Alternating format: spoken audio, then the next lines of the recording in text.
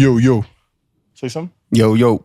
There you go. Man. Dang, okay. The volumes are looking good. Okay, you ready? I'm ready, man. 100%? 100%. All the way? 110, man. Okay, Ryan Mitchell. Yes, sir. The infamous. How are you, brother? Good, man. I'm just stoked to see you. It's been a minute. We had a good conversation before this episode. I feel like, bro, you've been, I told you this before, but you've been through so much. And I want the world and the people, the audience to see what real perseverance is man. like, Stop. It's easy. Well, I told you, bro, it's easy to go through life being healthy. It's easy to go through life when everything is good. But life when bullshit happens like to you, you survived cancer. That's a big bullshit right there. Yeah, that wasn't very cool. And that's when life gets really hard. That's when it really tests you, like who you really are as a human being. Yeah. When you go through those things that, I'm pretty sure 99.9 of people in the world wouldn't want to go through that. Man, the 0.1 dude, what's wrong with them, man? Yeah, bro, hey. Tripping. I right? I didn't get that at first. I was like, what are you talking about? Oh, yeah. I threw math at you. I got to stick with your strengths, man. That's my bad. That's on me. No, bro, I sucked too. I used to go to sleep in math class. It was bad. Oh, I know. I heard the stories, man. Okay, chill, bro. No, but so I want to start with, how did it all happen? Because I remember I came back to play soccer in Utah. And I think, was that when you told me? I think so. Right? Yeah. And I was like, fuck, dude. Yeah, I only reached out to a few people and then, it's kind of word spread or whatever. But yeah, I think it was about then. Was it hard to get prepared for that? So, yeah, man. So the way I found out, I was actually watching TV. I was laying down, had my shirt off, and I was like this. And the girl I was dating at the time, she's like, what is that in your armpit? And I said, I don't know. So I looked and I was like, oh my God, So I'm like, go get something sharp. Let's lance it and see what happens.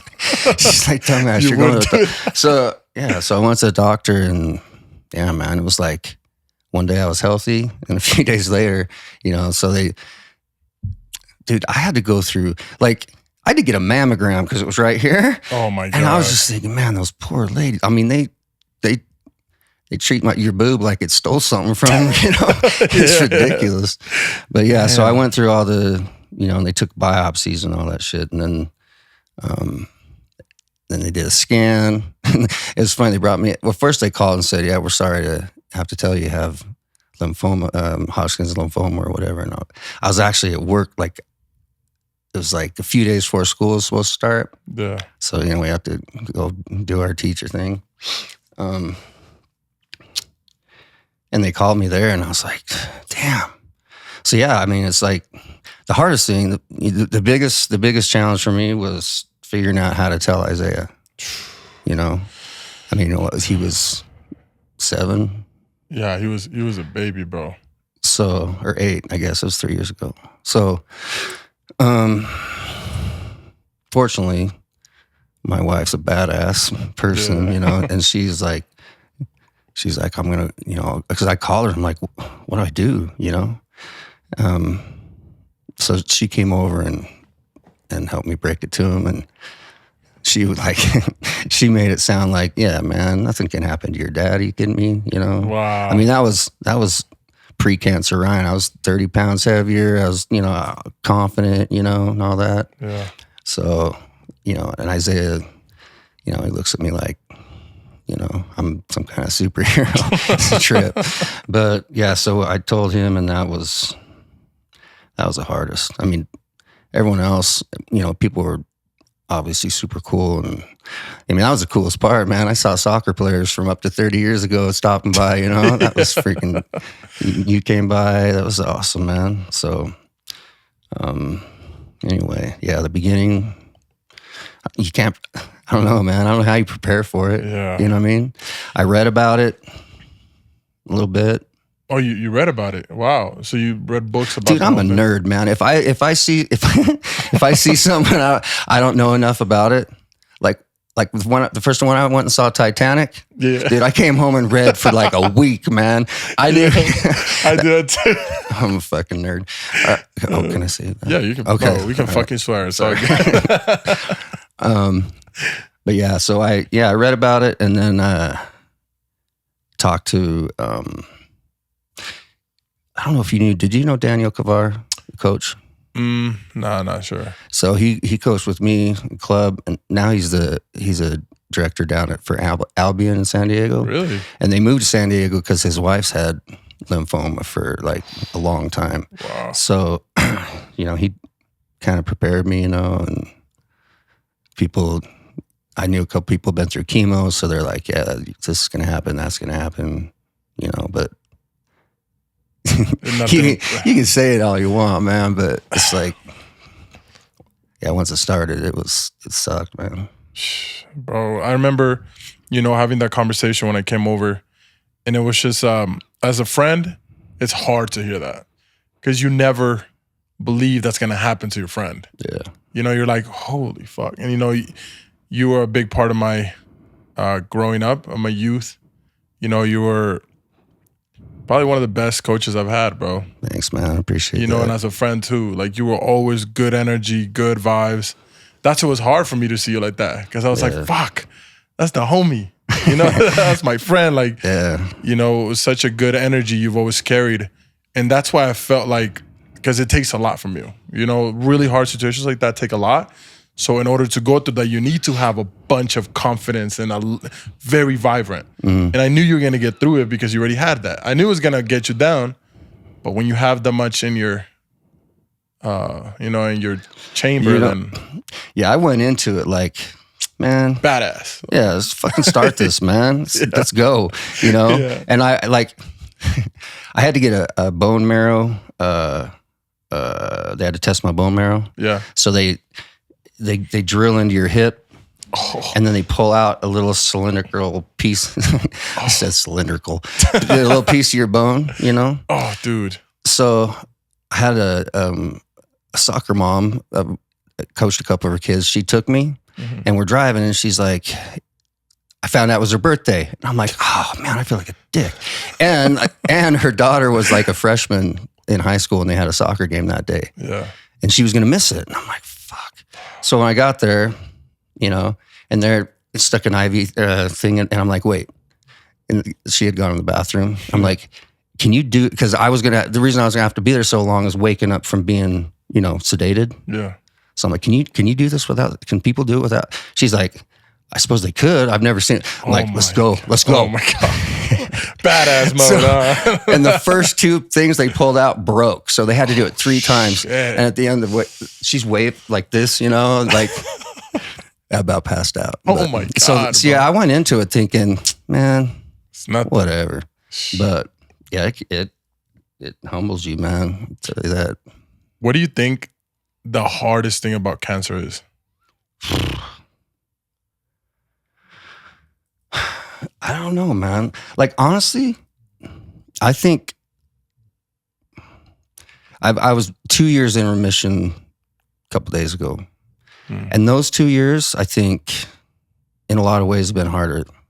Like, the physical part, I mean, we're athletes, man. You play with pain, Yeah, and I said, I'm going to, anything I'm feeling, anything I'm going through is going to be behind closed doors, And Isaiah's never going to see me acting like I hurt.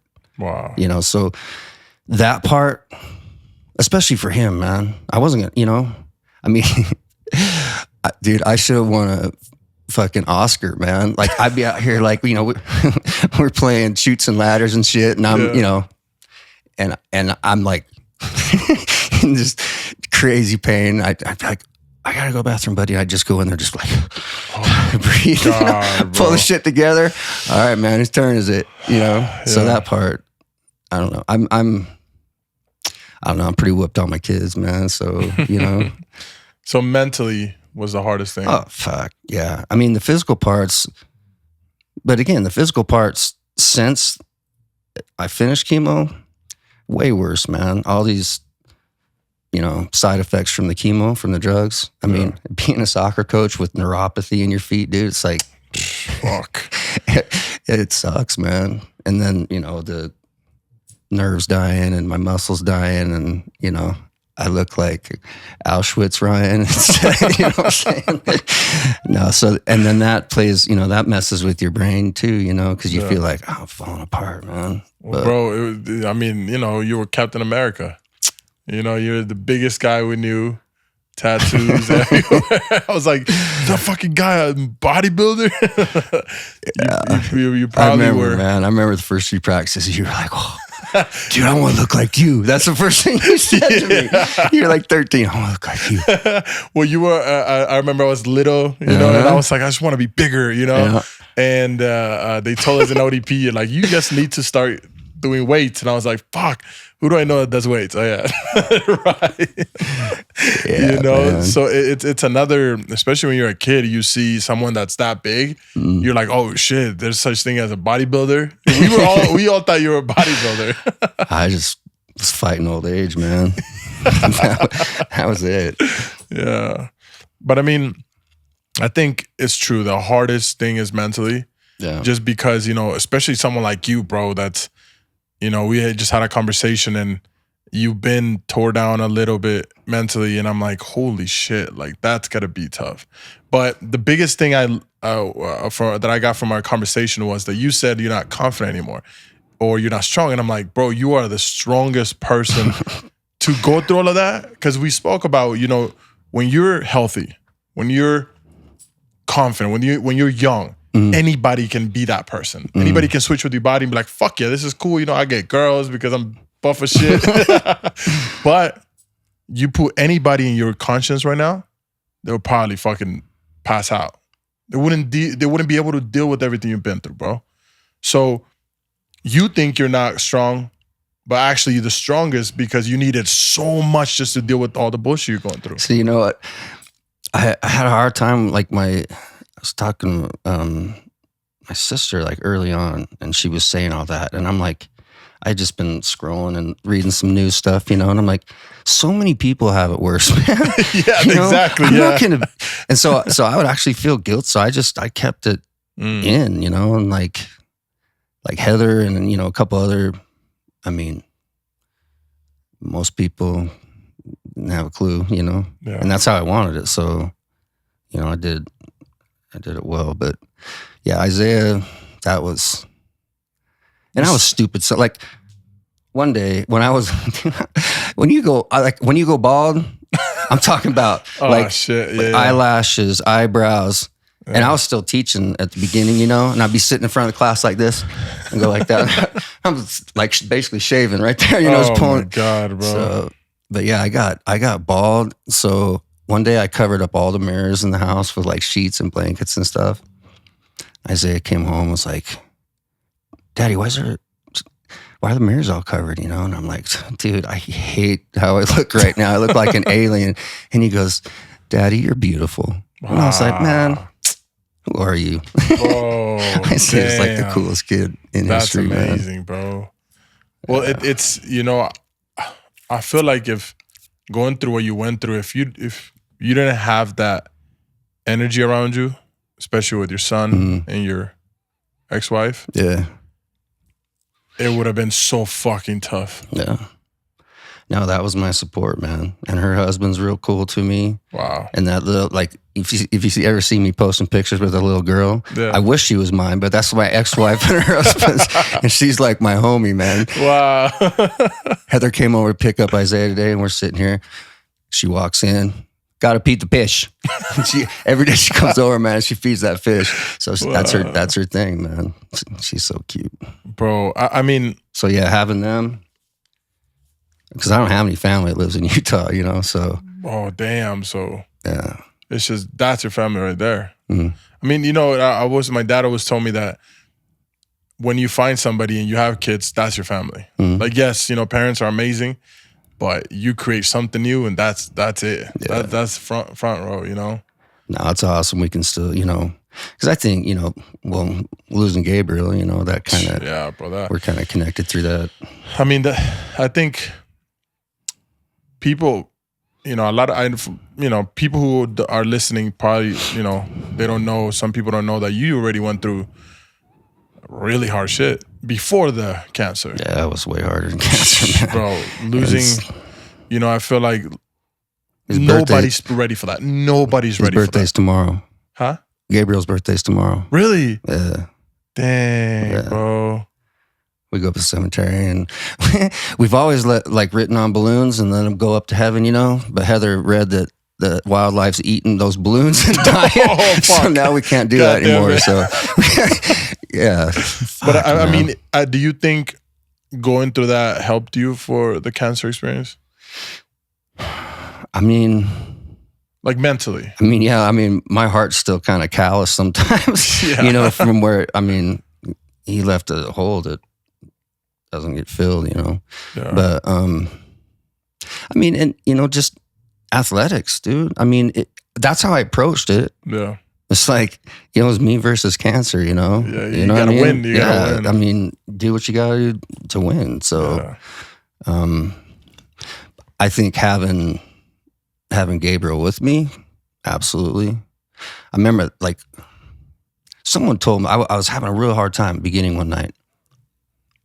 I can't remember who told me, but they said draw on the people that are already passed. Draw on them. They'll be there. They'll support you. And I was like, wow. I've never. So I was sitting right here, and so I have Gabriel, and then one of my best friends growing up. Her name was Terry Lynn. She died of breast cancer 10 years ago. And I just started talking to him, and I swear to God, I could feel Gabriel sitting right next to me, man.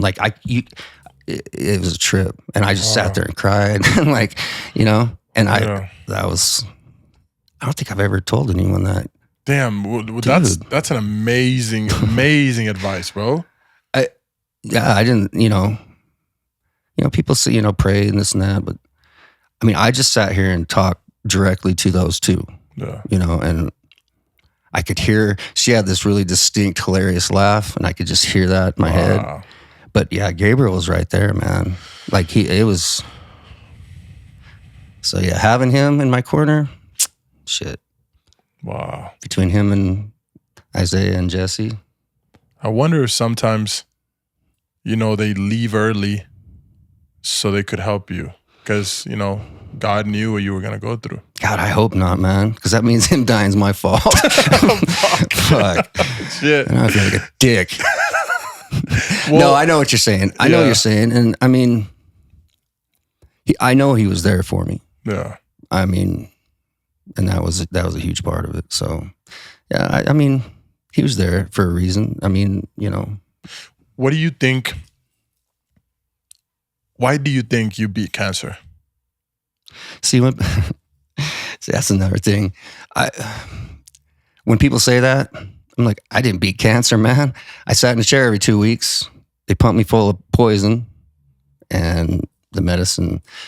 But sometimes I'll allow myself a little bit of grace. And I think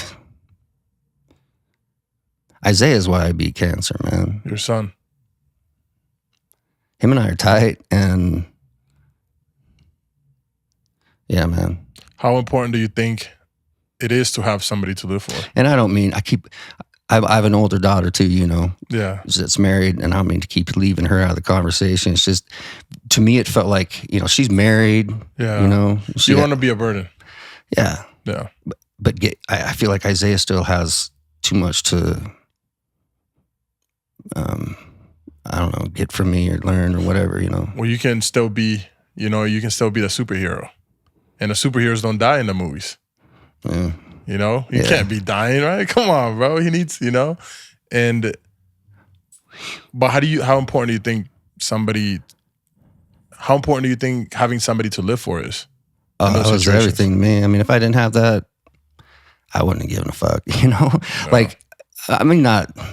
You still have the competitive mindset, yeah, bro. I still would have wanted to beat it, but I would have wanted to. But this time, with him, I needed to. It was like, Because I bet there's those days where you're just like fuck this shit, right? Yeah, I mean, I experienced pain. Like, so I had to push back a couple chemos because my white cell count was literally 0. So I would just get super sick, like super high fever or whatever. So I had to go in the night before chemo, and they give you a shot, and it's supposed to help your bone marrow, And so they told me, yeah, you'll experience bone pain, and I'm like. Dude. So I thought, I've been kicked, man. I know what bone pain is. No, man. It's like you're made of glass, man. It was awful. But bro, I don't know. See, that's why I don't talk about it. I feel like I'm just sitting here whining. So no, I mean, bro, like it's okay for you to whine. You have fucking cancer. Like it's all right, But do you know why it happened? Is there a reason? Man. It just happened. No one in my family's ever had it. Really? No, it's just no. Oh my God, that's crazy that nobody in your family had it. Because a lot of us, we heard a myth that it's like, oh, if none of your family had it, then you won't have it. Yeah, man. I mean, no, they don't really know why. I mean, you think it's because of how society's going with the food and? I'm sure that. I mean, shit. Look at. I think. Well, yeah, the cancer rate's gone up a shit ton. And yeah, I mean, wow. It's absolutely, I mean, You know what's scary, bro? I heard this thing where they say that the worst thing that ever happened to us was the pursuit of happiness. And I had to think about it really hard. I was like, what the fuck? What do you mean? And then they explain how the people that just want to be happy, sometimes that happiness means money. See, that's what I was going to say is I don't think it's the pursuit of happiness. I think it's confusion about what happiness is. Exactly. So, but the pursuit of happiness is what they are following, right? It's what they think they're following. Exactly. Yeah. So, and happiness is so custom. It's so different for everybody. Yeah. Because again, happiness is just an overdose of dopamine. Yeah. What we feel like. Mm-hmm. I feel like real happiness is peace, right? Yeah, but for sure. The problem is that those people are pursuing happiness. And their happiness means dollars, it means powers, it means success. So they have the food chain, right? Yeah. And they need to cut it down. They need to get all those nutrients and all those things. They need to take them out so they could make a profit. Yep. So they will fuck you over just because they need to be successful and they need that second mansion. So they'll do whatever it takes. They're probably happy. I don't know. But in the expense of what? But do they feel peace? Oh. How do you screw people over and feel peace, man? Oh, you don't. Exactly. I know for a fact they don't. No. So, I don't know. See, man, be broke and happy like me. You know what I'm saying?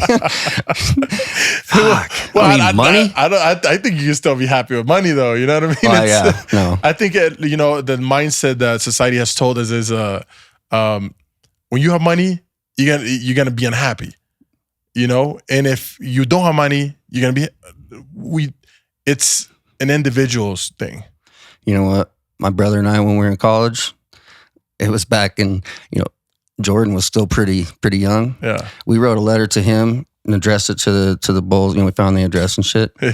He said we were doing a study to see if we're in college. We're doing a study to see if money can make you happy and could he donate $1 million to our study.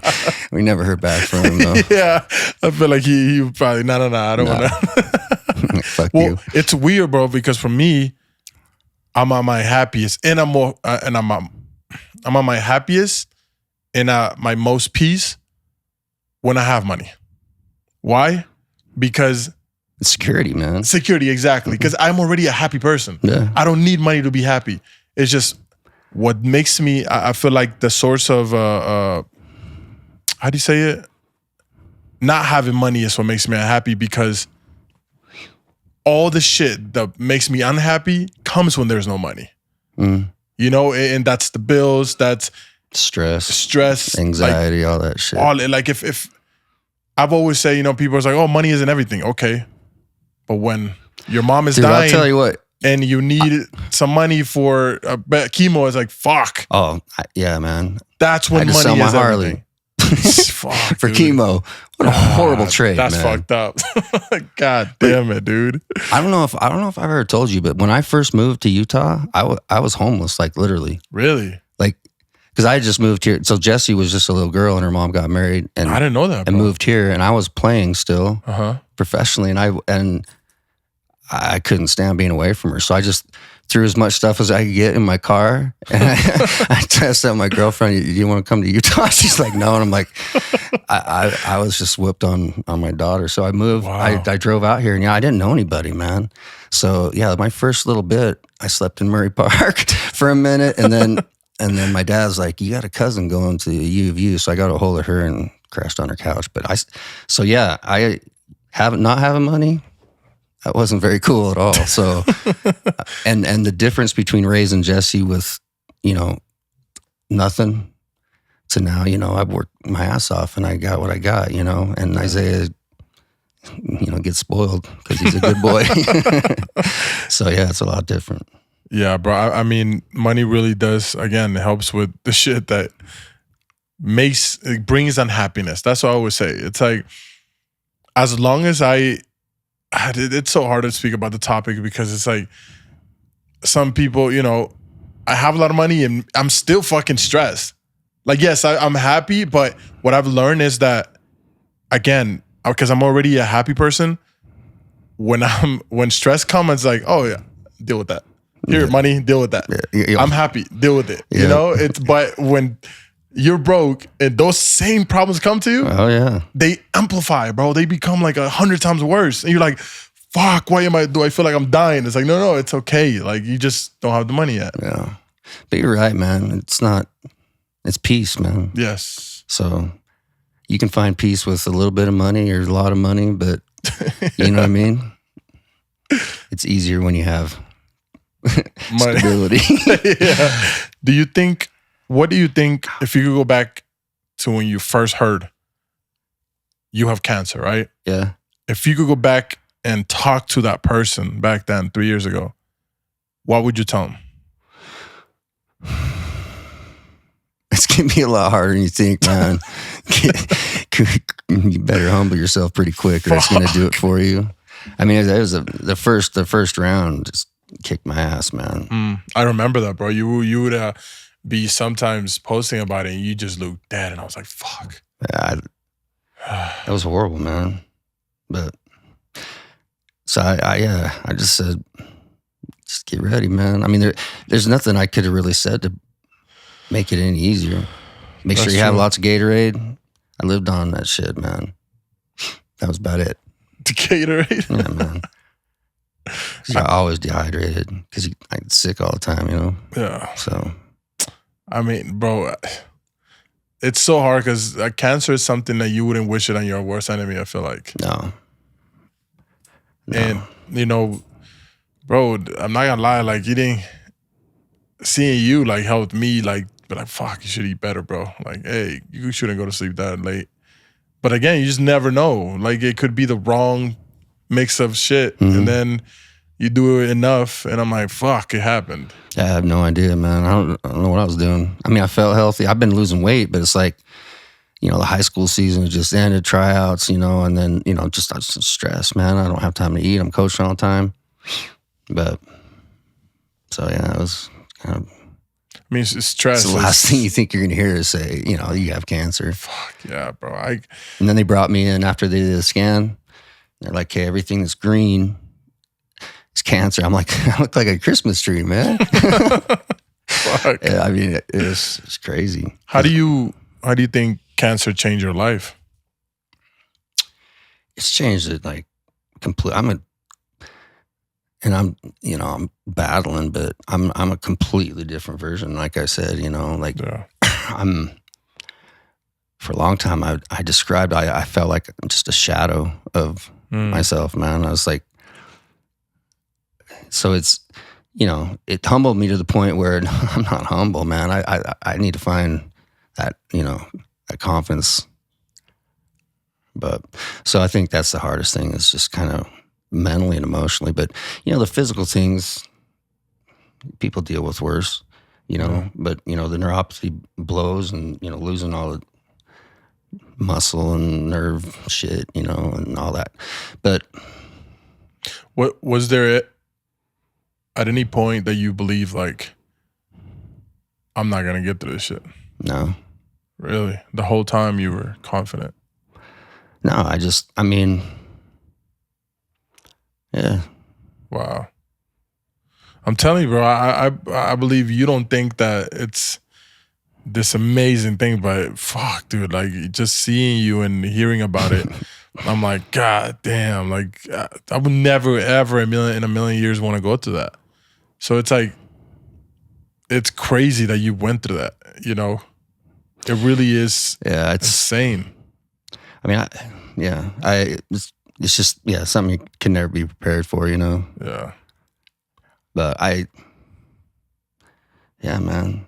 The doctor's like, you know, I was like, I can't believe I didn't feel that. And he's like, your lats are sticking out so far, your arms don't go down all the way, you know? Wait, when did you start noticing a big difference after you started the chemo? I mean, literally, the first one, because I didn't know what the hell was going on and I didn't prepare right for it, like, because that shit turns you into like just a mess, you know? Yeah. And they give you these really heavy like, so you don't throw up, you know? But that just screws you all up inside. So the first 5 days, man. But I'd say, other than the first one, kind of right in the middle, you know? Because you're like, I've been doing it forever, but I still have this much more to go, you know? Yeah. But, I mean, it was always the same. So I did every Friday, and day one, you know, you're not too bad. You kind of maybe throw up a couple times, but it's not so bad. Day 2 through about 6 really just suck. And then about 7 through 10, you start feeling a little better. And then by the time you're like, I feel good. I got chemo tomorrow. Sweet. But when was the time when you felt better though? Like where it's like, oh fuck, okay, I can feel like this, I can see the light at the end of the tunnel type thing. So after I finished the last one, and they make you wait a couple months before they do a scan to get all the shit out of you, you know? Yeah.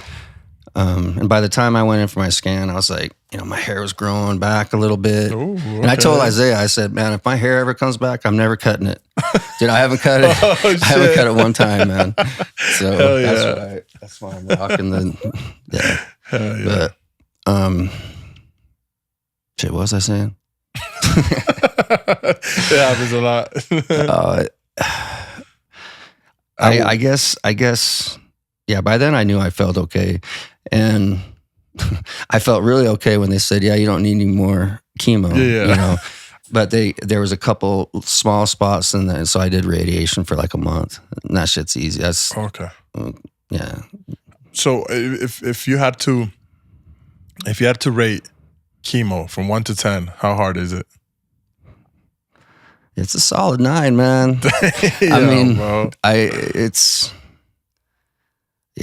only thing that's ever hurt me worse is when Gabriel died. I've never felt pain like I've never, dude. And I've had both ACLs. You know, I've had 8 knee surgeries, my shoulder, both elbows, my neck. God. I mean, I've beat myself up good, but Yeah.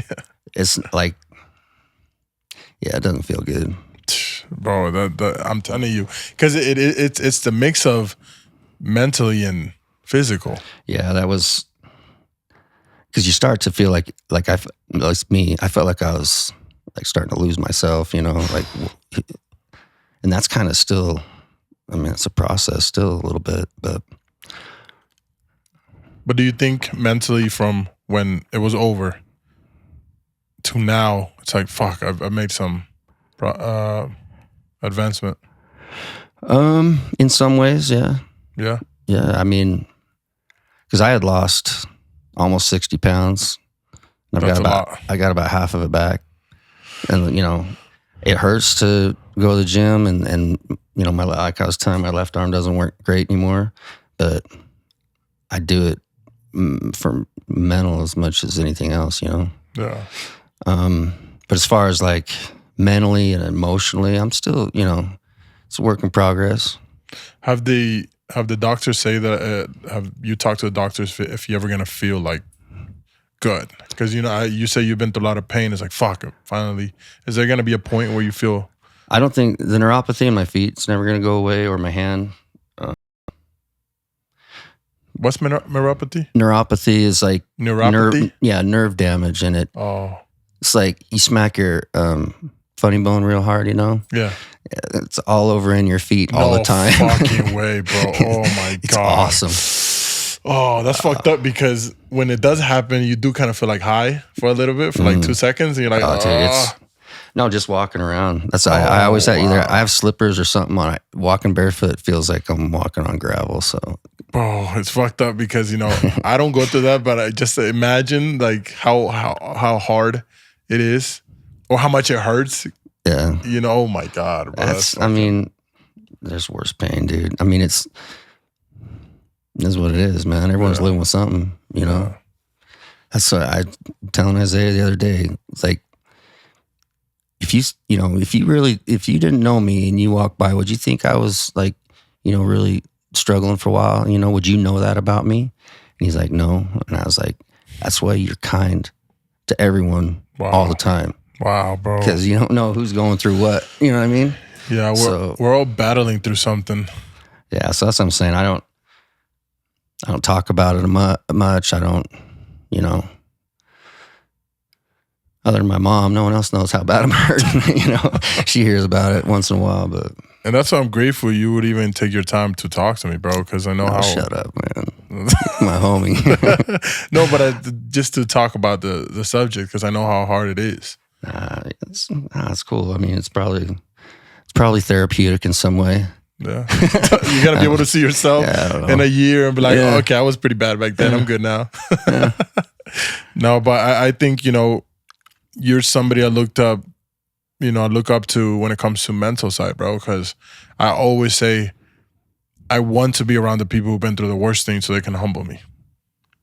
I want to be around that energy because, sometimes you feel like you're the shit and then you're like, nah, bro, life is not supposed to be just for me. It means so much more. It means helping others. It means being out there and try to experience things and help people out.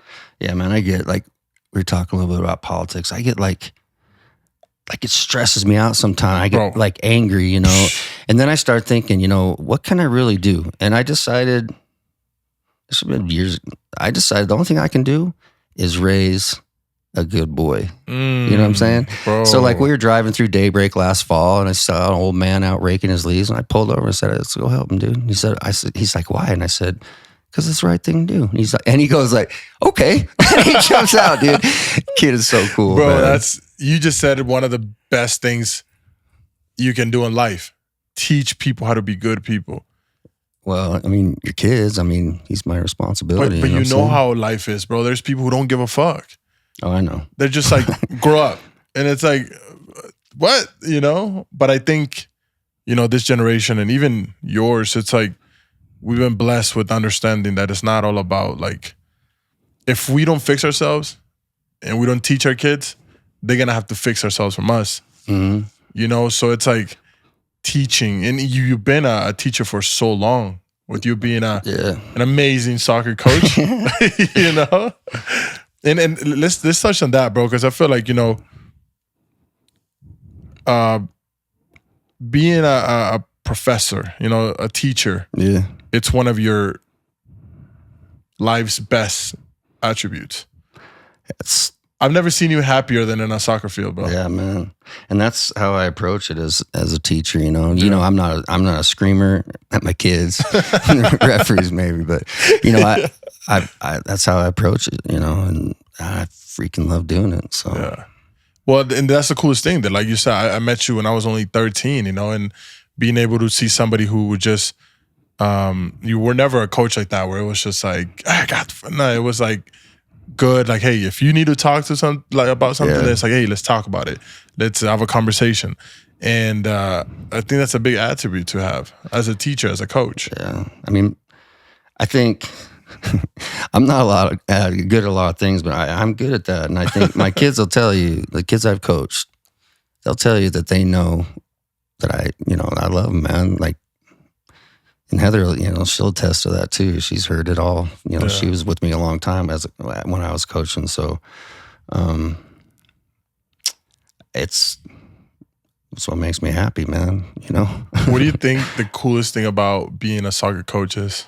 Just the relationships. I've been to so many, weddings and mission, whatever they are, farewells and whatever, It's like, and then, they come by and then, people heard I was sick. And dude, I had dinner every night for like a year and a half, man. Wow. Just people bringing me, and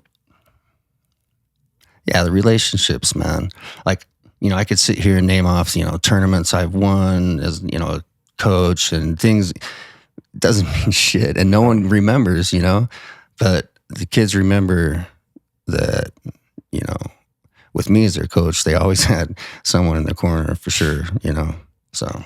Yeah, the community you build around soccer, bro, it's a beautiful thing. Mm-hmm. I have friends from back then where I'm like, holy shit, I've seen their life go 360 and 180 and it just goes back to the same place. And it's like, seeing everybody grow up and have kids, and I'm not there yet. Oh, that's a trip watching like Peter. Oh, see, I have 2 kids now? Like, what the heck? Dude, you can't be a kid and have kids, man. It's messed up. I'm like, it's so crazy, and his kids are beautiful. His wife is amazing. So it's just like, it's crazy to me. I always tell him like, dang, bro, this is one of the things that you beating me at. Like, yeah, he's killing it, man. And it's fun for me. Like I was saying earlier, I still am in touch with like majority of your team, man. That was a long time ago. And it's just cool watching, Well, bro, I've always been honest, and my best time in my life, like some of the best times I ever had was in a soccer field. Oh, yeah. And a lot of times I hated myself for a while, bro. It was like, bro, you let go of what the coolest thing you could ever do, and just to put on some boots and kick a ball around and get paid for that. Yeah. Like, I let go of that, and I hated myself, bro. You can ask, I had conversations with my girl, and I was like, I couldn't find myself at all. I was lost. No, I remember you talked to me not long after you came home and weren't going to play anymore. And I remember I talked to you right after, and I was like, dude, are you sure, man? And I was only like 20 something. Yeah. And you're like, no, this is the right thing. And then I remember a conversation, a while after that where you sounded, I've never heard you sound down, man. That was a trip for me. So. But it was just, I think what it was, bro, it was that, again, I thought happiness was money. When I had happiness right there, in front of me, and losing something, I had never really gone through losing something. I've been very lucky that I haven't lost. Like, fuck, I gotta, someone knock on wood or some shit, but I've never lost somebody very special to me and close to me. And I've always said I wish I could have had a regular job before becoming a professional soccer player. Yeah. Because I never had something to go back to, and something to fight for. Like, I always wanted to be a professional soccer player, but I didn't know why. I always thought that, as soon as I become a professional soccer player, as soon as I sign that contract, I'll finally be happy. And it's like, I became a professional soccer player, I signed the contract, and then I had to wake up the next day. Yeah. And I was like, what the fuck? I'm not happy. I'm still not happy. And I was like, then my journey started where it was just like, fuck, it's all in the head. Yep. Oh, for sure. There's no such thing as a material thing or anybody that will make you happy. It really is just you decide. Peace, man. Yes. Peace of mind. And peace of mind. It's a little different for everybody, I think, but that's, for me, I don't know.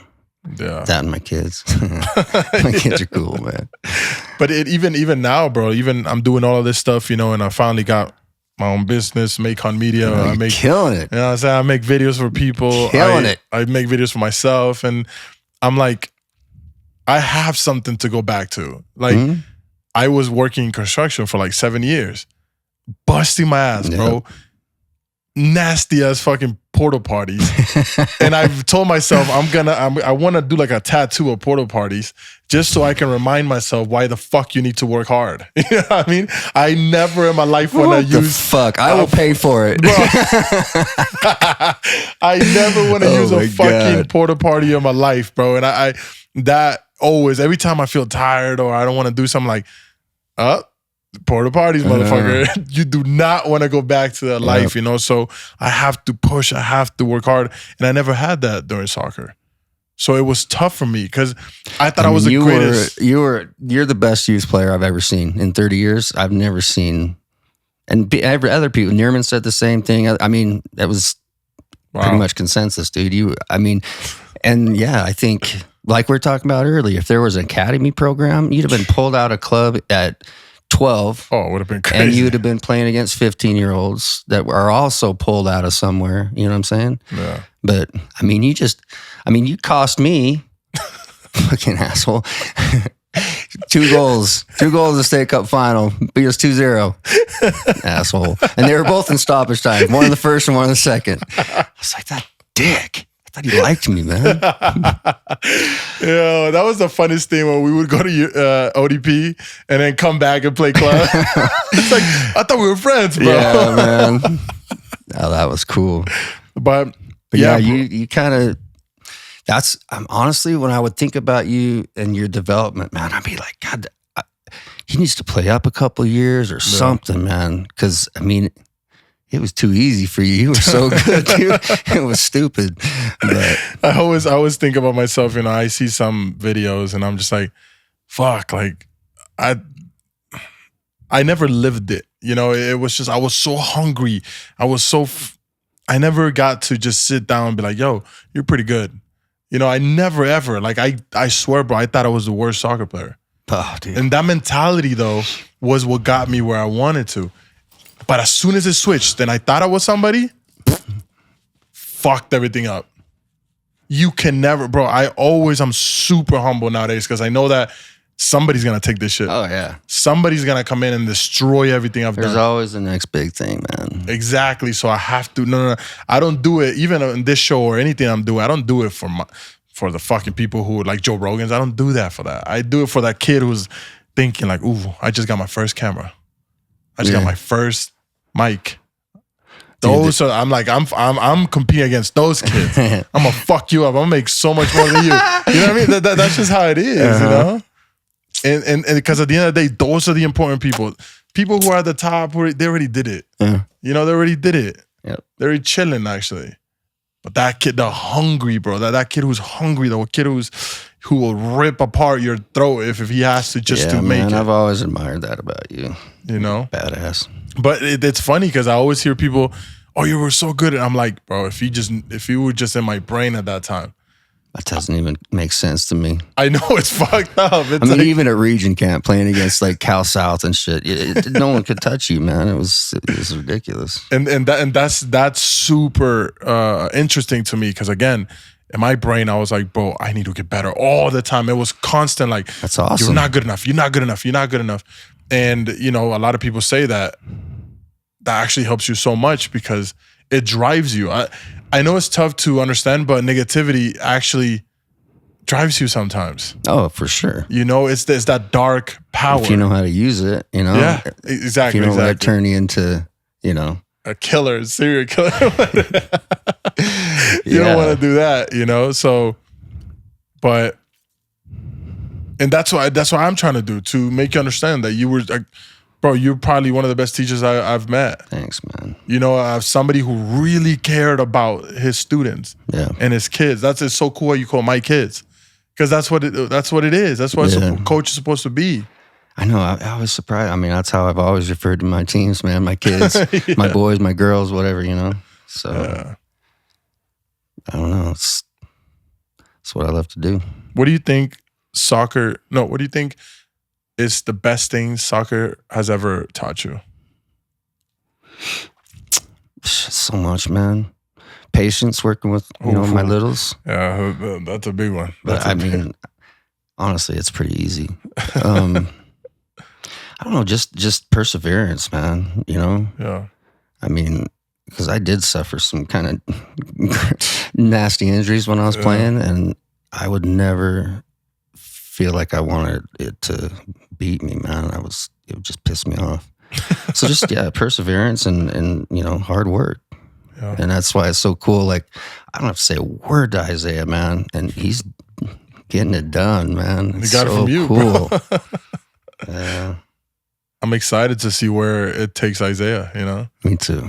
That would be really cool to, him turning professional someday and me here, get him on the show. I tell him, man, and it's been the same way since he was in academy. You have 2 rules when you're playing. You play hard and you have fun. So I still ask him before and after every game. I'll say, did you have fun? Yeah. Do you think you worked hard? Yeah. Wow. So I don't want to put, anything other than loving what he's doing. I mean, of course he talks about, he's going to be a Barcelona Academy and all that kind of shit, Yeah. I mean, all kids that age, dream big, man. I really wish somebody would have told me to have fun when I was a kid. That's the key, man. But I never had. I never did have fun. It was, I tried soccer again, now a little while ago, and I tried it. I don't know if I told you about it. Oh, yeah, I came here, remember? And I told you, I'm going to get back. Oh, yeah. And that's right. And I never told you about the experience. No, you came. Yeah, you came here and told me you're getting back into it. You're getting in shape, start playing again. I was like, hell yeah! I lost so much weight. I was lit, right? And I remember playing, and I finally felt happiness, like just playing for fun. Yeah. But then the not fun came along, very competitive, and then I just couldn't do it no more. I remember, but what changed everything was I was ready to come back. I was hitting up my manager and I was saying, hey, it's time to go. It's time to do it. I'm still young. I was probably 26. Yeah. I could still find a team or something. And I remember playing against the Riyadh Lake Academy. And there were a bunch of kids too, 16, 17. Yeah. And bro, I swear to God, there was a moment during the game where I looked at these kids' faces and I looked myself in their face. And I would see Ricardo, I would see Fanuel, I would see Eti, and I would see myself. And I almost cried inside of the game. I was like, what the fuck? Because I could see the hunger that they had. Yeah. And when I saw that, I was like, oh, this is not for me anymore. I no longer had the hunger. I was actually happy. And it's fucked up because it's like, it's not though, man. If that's how you felt, I mean. But then it hits me and I'm like. Because what if you'd have kept playing, maybe you'd be sitting here right now saying how you wish you'd have quit because you just. Oh, wow. You know what I mean? Yeah. So, yeah, don't do that to yourself. I mean, if that's where you were at. No, but at that time, yeah. But yeah, if that's where you were at the time, then that was the right call. Because, yeah, you could have stayed in it and it could have gone to shit, Yeah, it's true. You wouldn't be sitting here right now, Yeah. You'd be sitting in a dirty ass porta potty or something. No, but it's But I know what you're saying. I mean, it's a journey, bro. Nowadays I look at it and I'm like, whew, yeah, I needed that, and I needed to do it. But then it was like an epiphany. Epiphany? Is it called? Epiphany, yeah. And it hit me. Fuck you, dude. No, you nailed it, man. You nailed that shit. I was like, it really hit me, and it was just like, yeah, it's time. I've been really good at understanding when it's time. It's like, oh, okay, get out, Yeah. One thing I could never give up though, and on my way here, I was thinking about that, and I could never give up on love or money.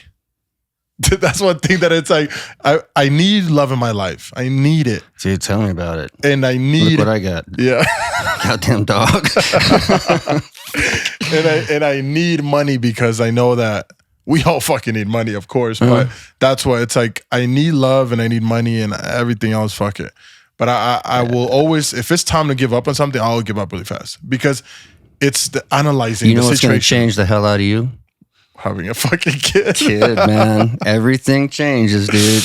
I know. All this. I mean, it's good. I love it, man. I love the energy. But you're gonna come back in a few years talking about, like me, man. I can't finish a paragraph without throwing Isaiah in it. You know what I'm saying? Or Jesse. Jesse was up here because her husband's a dentist. She lives in Reno. Oh, okay. But she was here a couple weeks ago, And when I thought of this when you were talking about superhero. Yeah. When my oldest grandson's a year younger than my son, dude. Really? Yeah. That's a choice. Because Jesse's mom was Heather's. Dude, I robbed the cradle with Heather. Let's be honest. But anyway, Jesse's like, "What should they call you?" You know, like, you know, Papa, all this shit. And I'm like, you know what? Wait till he's old enough and he can choose. So I show up. You know, I show up there last week to see him. Grandpa Thor. That's what they call me. Grandpa Thor. And when my granddaughter says it, that's the coolest, man. She's cuter than hell. But man. No, I know, bro. I already know that it's like, sometimes I look at my girlfriend and I'm like, fuck, I love her so much. And I'm like, fuck. You're a good man. No, listen. Fuck, the day I have a kid, I don't even know how to comprehend that love. You know, like, what the fuck? It came from both of us. Yeah, man. Bro, sometimes it gives me anxiety thinking like, bro, loving someone that much? Yeah. Crazy. I mean, I was scared of being a parent a little bit, you know, but yeah. I don't know, man. When it's your kid. Because it's no longer you, bro. It's no longer you or your girlfriend. Oh, no, you can't. It's not about you anymore. That's how I ended up in Utah, you know. Yeah. I was chasing my daughter. But, it's going to be fun for me to witness, man. I mean, you look at those pictures with Fanwell with his kid, and he just got a big cheesy grin all the time. Yeah. I love it, man. It's just, bro, I feel like your greatest version is when you do it for somebody else. Mm-hmm. And I've noticed that with my girlfriend. I no longer did it for me. I saw her, and I'm like, man, I want her to be happy. Yeah. Because, yes, like even this show, I'm like, no, I want other people to become the greatest thing. Like, you mean to tell me that if I build a big enough platform that I can get somebody in here and like give them the most business they've ever had or the most support they've ever had, it's like, what? That's so cool to me. That's what I was saying earlier. It's so nice to see good people. Good things happen to good people, man. Oh, yeah. I'm just freaking proud of you, dude. Nah, bro. I'm proud of you, bro. You went through fucking cancer. Kidding me? Like, it's fucking crazy to think that this conversation would have never happened. Think about that. How beautiful is that? Bro, I was scared. I was like, fuck, Ryan better not fucking die, bro.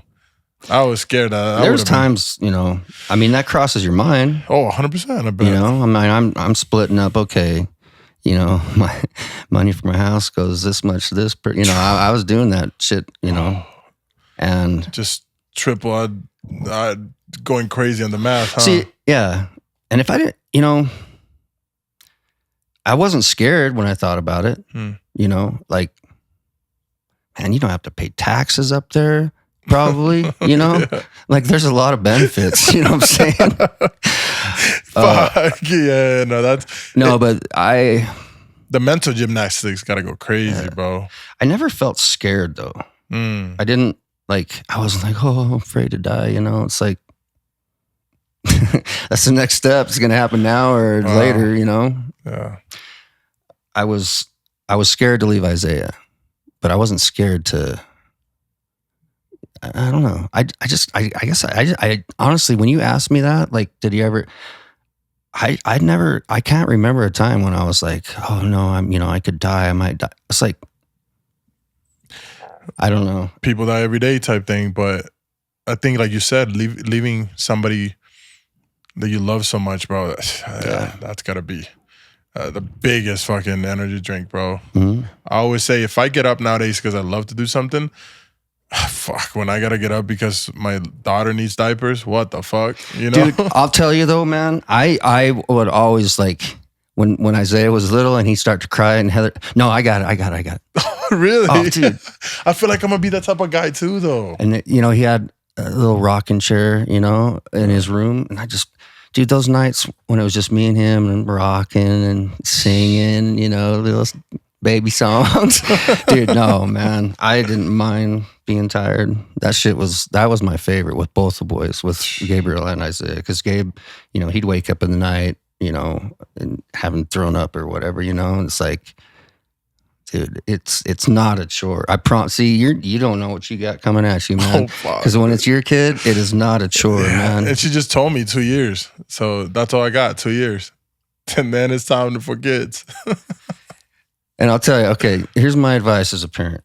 And I don't think I've ever told you this. Mm-hmm. So the night before Gabriel passed away, I came home and I, just finished like 3 practices or something. Heather was in the kitchen and she was cooking, and Gabriel, he was just laying on the floor rolling around. These special needs. He depended on us for everything. Yeah.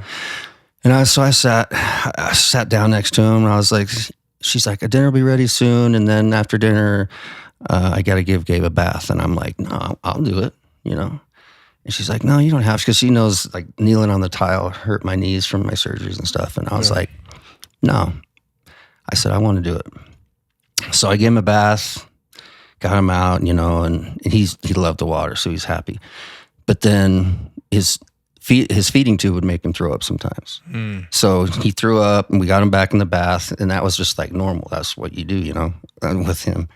And so the second time I put him in the bath, and I looked down, and his socks were still on. I was like, oh, dumbass. So I took his socks off and gave him a bath, and then rest the night and whatever, and went to bed. And I think, what if I'd have said, okay, and come in here and turn the TV on, and didn't take that opportunity to be a dad? Yeah. So if I have any advice, it's like in my room, that pair of socks is sitting next to my bed on my nightstand. Wow. And it's just like, don't miss a chance. Don't miss a chance. Because you might wake up the next day and not have anymore. So as a older, wiser dude, that's my advice, man. Well, take every opportunity to be a dad. And I think, sometimes in my hardest, like most stressful moments, I think about that. Because I don't have kids yet, but I have parents, and I have people that I love, and I'm like, fuck, dude, you didn't get to talk to them today. Or you didn't see them, and I'm like, what if this was a day? Yeah. And then I'm fucked because next day I wake up and, I feel like the people who most cry when somebody dies is ones with regret. Ones with regret. Yep. Those are the ones that really, because you can't get that time back. Nope. And you'll find out there ain't nothing like time with your little man. It's unlike anything else. So how fast do kids grow? Because there's a difference between my perception and your perception, because you actually had it with you. It varies kid to kid sometimes. You know what I'm saying? Dude, Isaiah's in a growth spurt right now. Dang. He's almost to where he can start wearing my shoes, man. He's about 2 sizes away. Dang, bro. He's getting tall. But yeah, and Jessie, man, she's almost as tall as me, maybe an inch shorter. So yeah, they grow fast. Is there a moment where you're like, oh shit, like now they're their own people, I can't do nothing? It's like they make their decisions. No, I mean, it's fun to watch that because it doesn't just happen overnight, and you start to see that. And like with my kids, I remember, especially with Jessie, because it was first time parent, and I remember 2, I was like, God, I love this age, man. I don't want her to get any older. And then 3 came along, I was like, holy shit, this is awesome. And I did that all the way. Even to when she's a teenager, I was like, yeah, listening to her have her own opinions and be her own person and be I was like, this is so cool. Yeah. So that's what you got to look forward to. But yeah, watching I like them when they're little because they're like learning just crazy shit. Like the first time you came over and Isaiah was like 2 and you were teaching him how to celebrate. Yeah, man. Every age has its, I was going to say ups and downs, but see, I'm not the disciplinarian, so I don't get mad much. So, my ex-wife might tell you different, but it's like, I don't ever have to get mad, man. It's just fun. Did you ever receive the love that you give your kids from your parents? Oh, now we're going deep, huh? Yeah, we have to. So my mom's, my dad and I don't talk much. Really? And most of the kids in my family, it's the same. A couple of them do, but.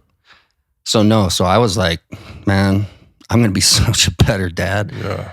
I've told, Isaiah's asked me stuff like that. And I'm like, Dude, we've spent more time talking to each other today than I spent talking to my dad from the time I was born till I was left. You know what I'm saying? Wow. Like the only memories I have with him is splitting wood in the backyard because we had a wood burning stove. That's how we heated our house. You know. Really? So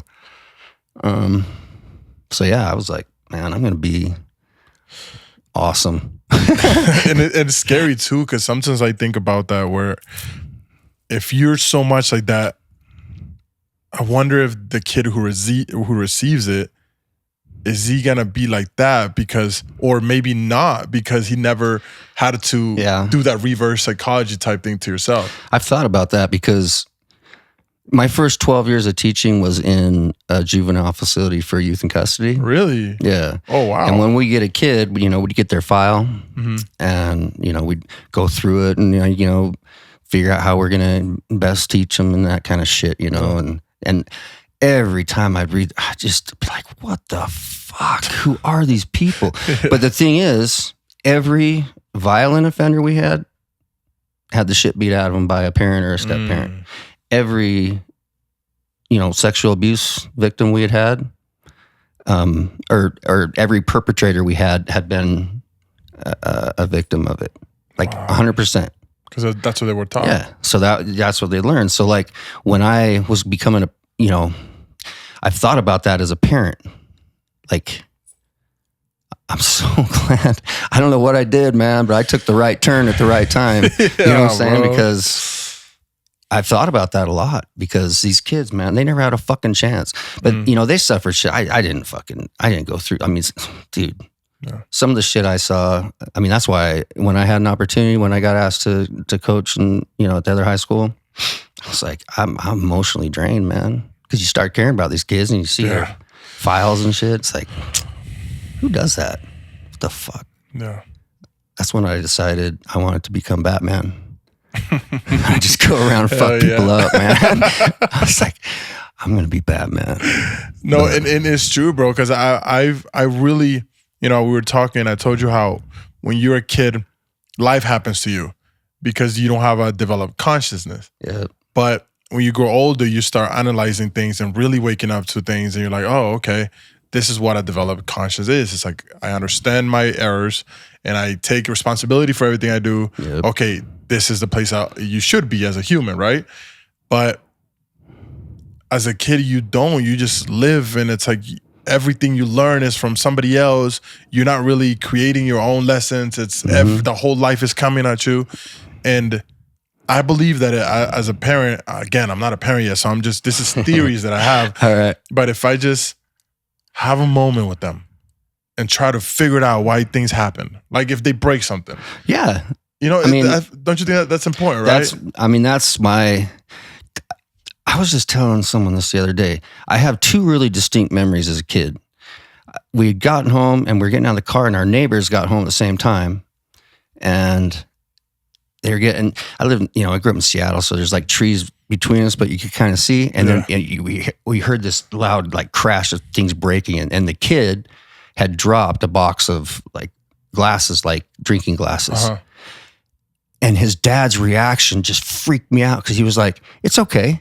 Wow, we can get more." And I was like, "Dude, who really? are you? Oh my god!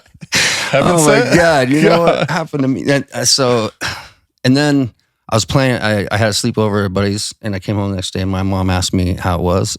And I remember saying, "Oh, it was so cool. Like we were building something. We needed help. And we went and asked her mom, and she totally came and helped us for like an hour." Yeah. And I could see, like now looking back on it and looking at I could see her just like, oh fuck. And then from then on though, like she was always fucking awesome, man. My mom's cool, but she would like take more time, you know. So, but yeah. So I totally agree, man. I've never spanked Isaiah. Wow. And I don't have to raise my voice, but he knows when I'm mad. You know what I'm saying? Yeah. Well, dude, talk to him, man. Yes. They're people. They're just little people. They're not stupid, and they're not going to learn if you don't teach them. So, one thing that I always tell my dad that I feel like kind of affected me a lot was that every time there was a stressful situation or a situation with a lot of energy, my dad would just react in the worst ways, either mad or yelling or whatever, or kicking shit, right? And that's what I was taught. Yeah. And it was just like, something would happen and I would start hitting shit for no reason. And I was like, bro, just literally a year ago in November, I'm fixing my house and in the basement, the fucking flooring, one was wrong, so I had to take it out. But the problem it was that it was in the middle of all of them. So I was like, let me just take it out. And one by one, I was fucking up the floor. And then I get so pissed and I start hitting every single piece and I'm just letting it out, right? Yeah. And then I look back, I'm like, you motherfucker, you just spent all this money. Like, you fucked things up and look what you done, you dumbass, right? And then it hit me and I'm like, oh, I do this because my parents taught me to react this way. Yep. And I went through this, since November, I've been going through this where it's like, oh, you're reacting. This is how you react. You analyze the situation, like, maybe I don't want to do that. Like this, this is not going to be good for you. And just a couple of weeks ago, something happened. I was really mad and I saw the cameras, right? Oh yeah. I was doing this videos and the camera, something happened to a camera and the mic, something happened to a mic and it wouldn't work. Then I was in this mansion, we were recording these videos and everybody's waiting for me upstairs and it would not turn on. And I was so pissed. I looked at the cameras. I was about to break the cameras, right?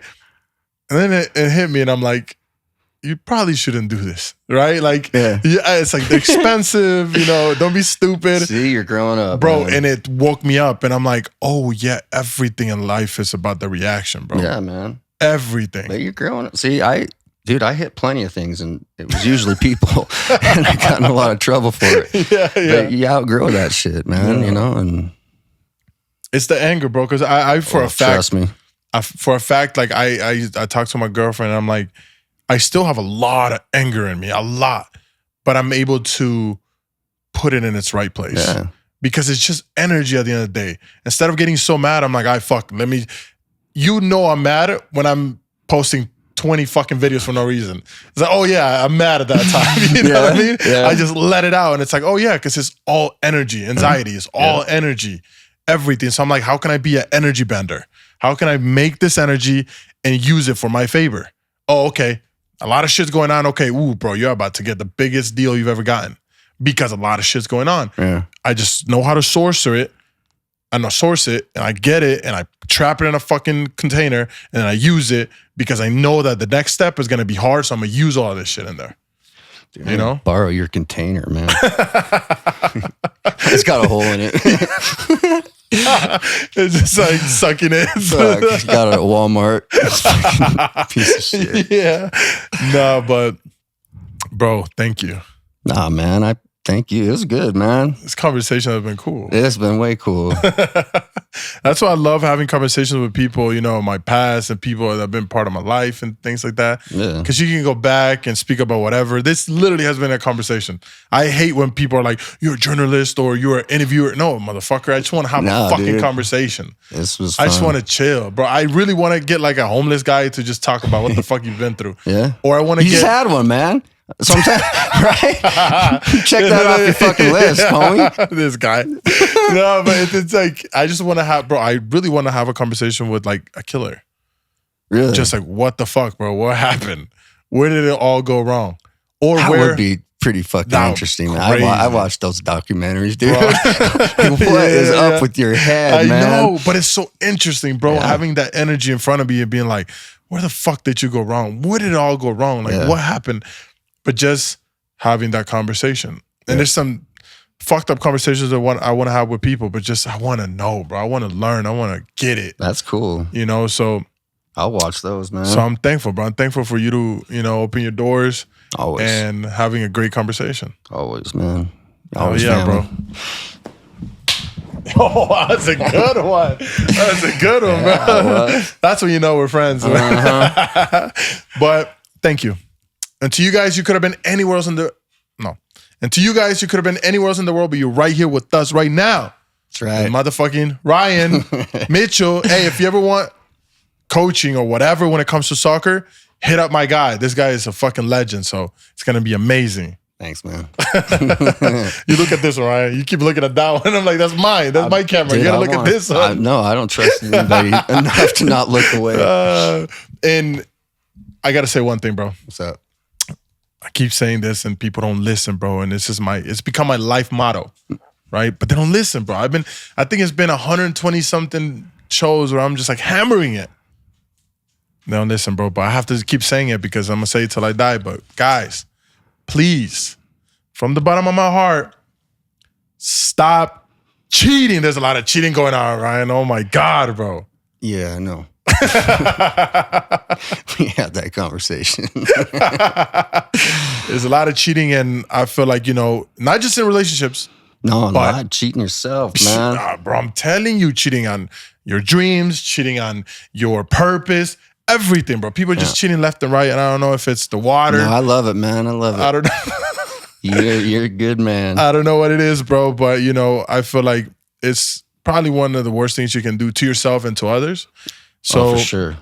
So I want to live a lifestyle where I'm, where I take responsibility. It's like, hey, if I ever do it, call me out on it. I want the whole world to fucking call me out on it.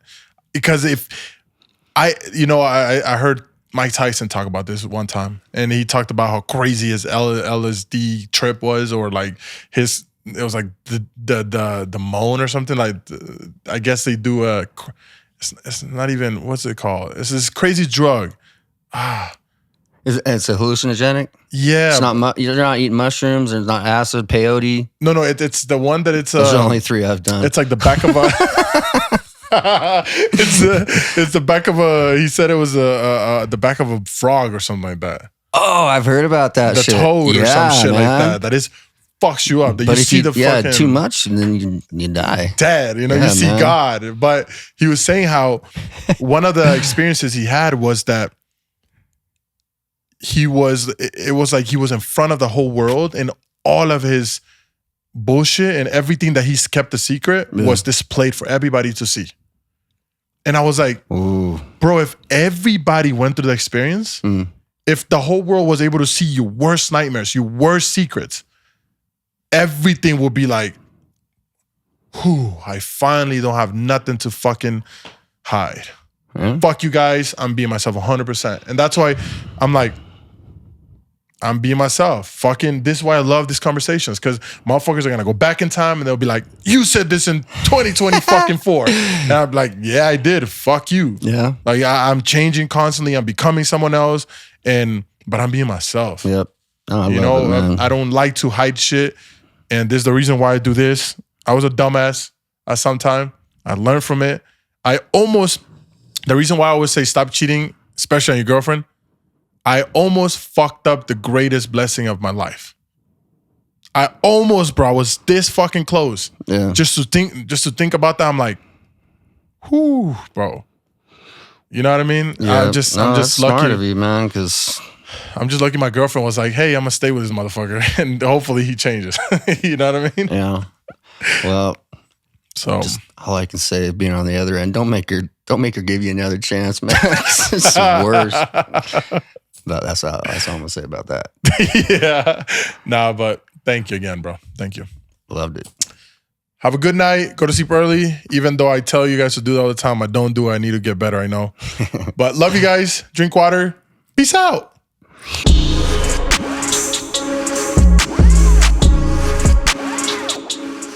Dude, that was awesome, man. That was dope, right? Fucking cool. Hell yeah, bro. Thank you. That was good too, like